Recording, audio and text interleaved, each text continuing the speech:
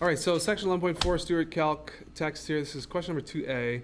It's a definite integral example. We'll use the DI method and we'll evaluate upper lower bounds there.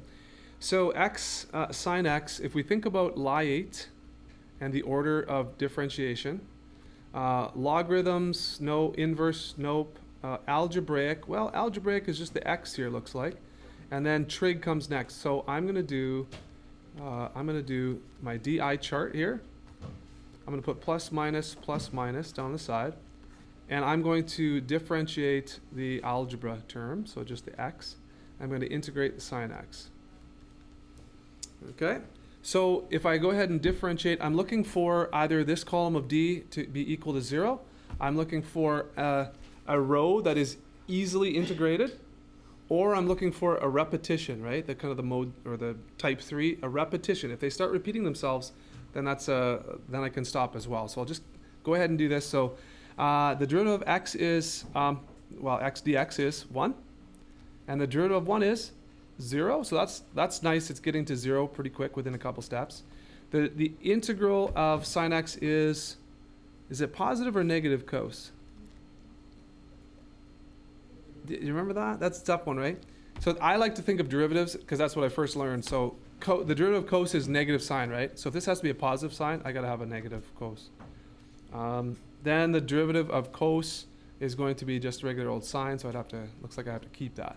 So the derivative of a negative sine is negative cos. Is that good? Okay.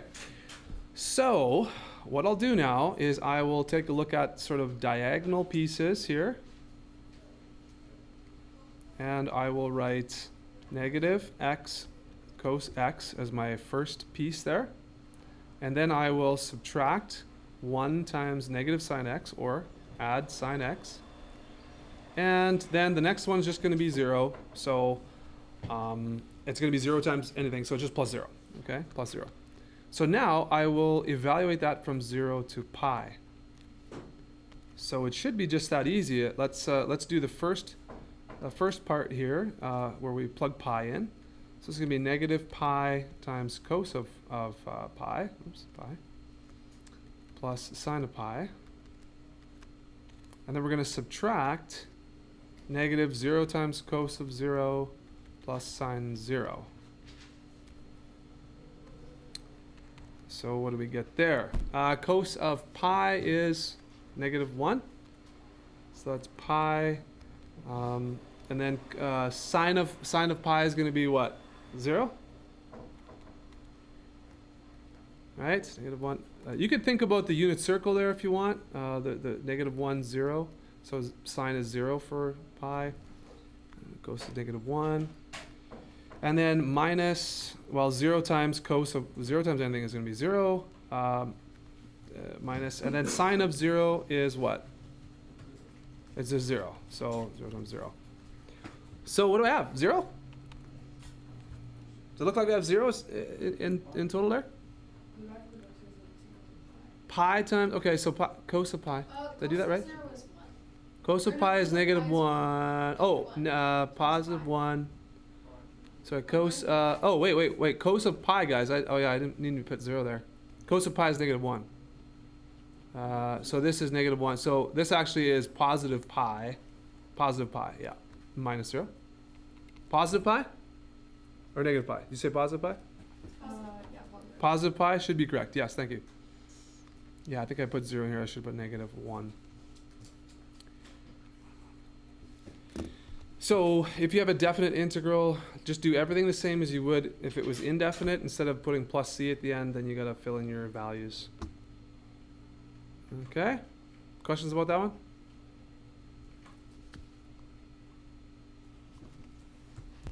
Okay, let's take a look at this one, number 4, page 346 of the Finney text.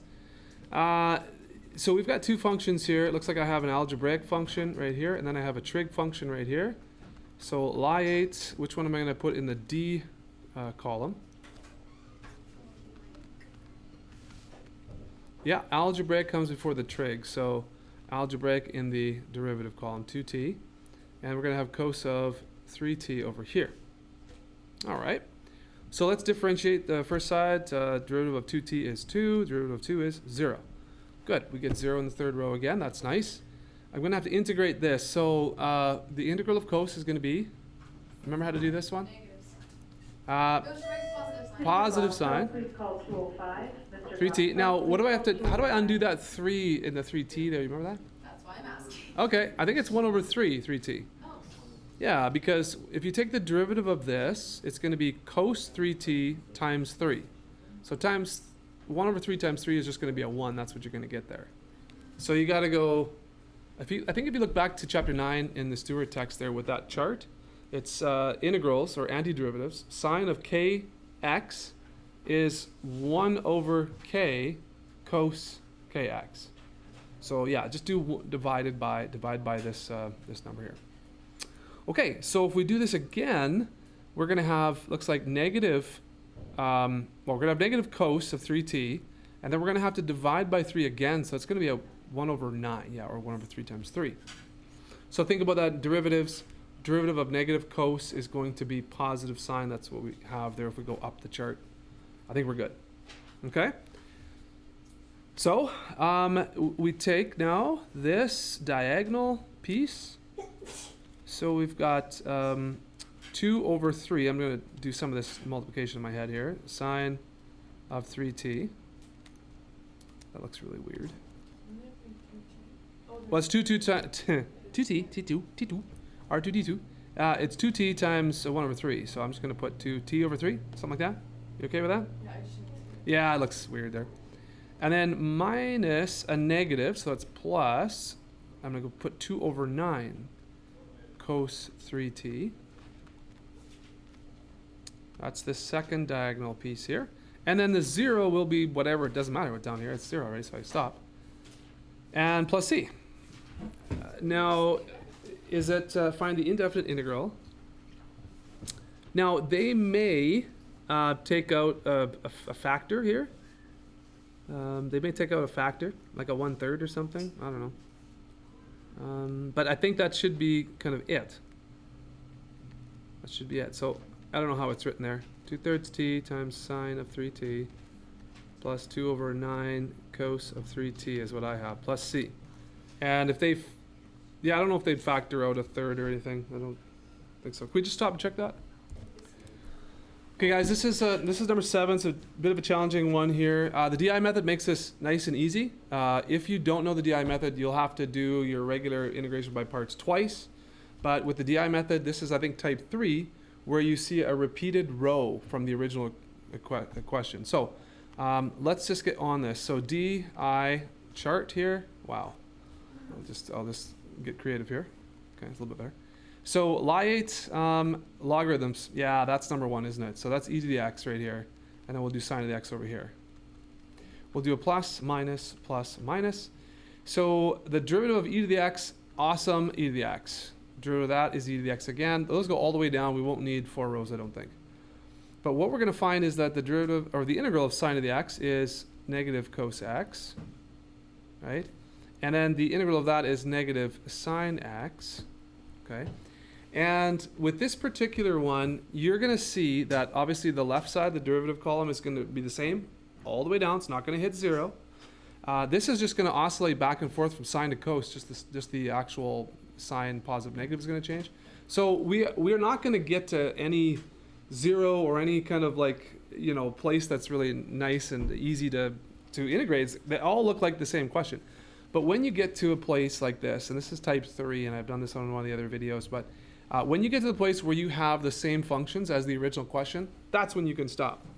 And so that's going to be written as an integral, but what we have is we have this right here as our first part of the solution. So we're going to write negative e to the x cos x. That's what this turns out to be.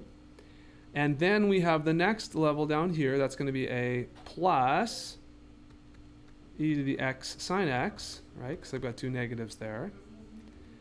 And then this red is going to be an integral row, but it's going to be the exact same as the original question. So that's going to be very interesting. So we're going to minus integral of e to the x sine x dx. You see that? So I'm going to try and just recopy this so I have a little more space. But if I bring this down here, okay, I'm gonna move it over a bit. What we're gonna see, or what you should see here, is that the integral that we started with, so this right here, is so far defined as this. This is a partial solution, and then we have another integral as part of the solution. But because these integrals, the original and this one, are exactly the same, we can now sort of bring common like terms together.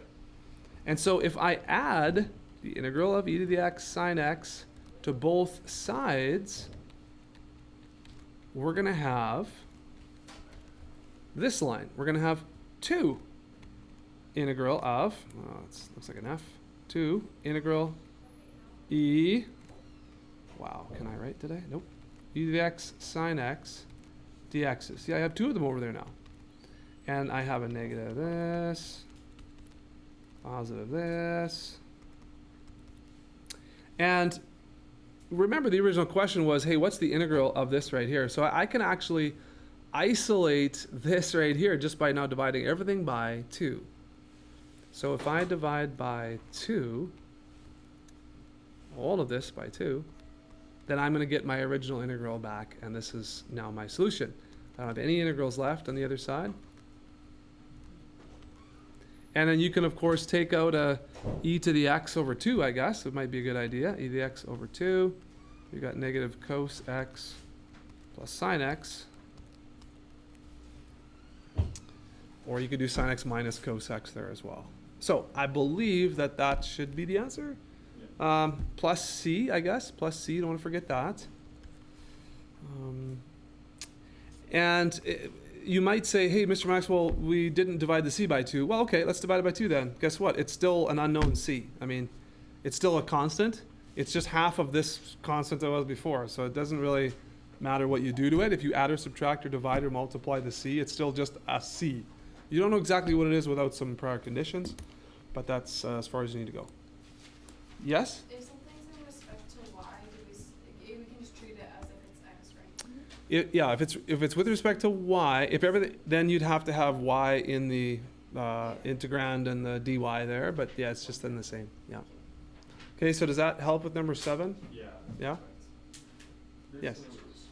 Like the last line, like on the bottom. Yep. Is, I mean, on the di. Yes. It's the sign is negative. Does that change it? Yeah, no, well, we wrote this, you can write this as plus integral of this times negative sign, but because the negative is just a constant in the integral, you can take it out as a minus, then turn into a minus. You see that? If it was positive, it would be then plus the integral. Yeah, if this was positive, you'd have a bit of a problem, because if this was a positive right here, then you'd be subtracting from both sides. Then you get 0 over here equals this, and then that's not, that shouldn't happen. Yeah, it shouldn't happen. I have a Yeah. question regarding y8. Yes. So e to the x counts. So, good question. Isn't e to the x in the e column of Lie8? That's a very good point. It actually is, but because the derivatives and integrals of these function, it doesn't really matter. They're both pretty easy. But you're right. The e should have gone over here following our Lie8. Okay. Yes, absolutely correct. But I guess because I was thinking ahead that it doesn't matter which one really. Okay. You're right. I think I even said log. Oh, we've got a log right here. I think I might even have said that because I was thinking it doesn't. Yeah, sorry. You're right. Good catch. Yeah. Good catch. But you can see that taking the derivative of sine versus the integral of sine, like it's pretty much the same. Just so you didn't get your these signs mixed up, maybe it would have been wiser to put the trig over on the derivative side. Maybe. Yeah. I don't know. But yeah, you're totally right though. I probably should have had sine x on the left and e to the x on the right. You still get the same answer. It just might be a little less. Yeah, I don't know. Be the same answer. Good point. Any other questions? All right.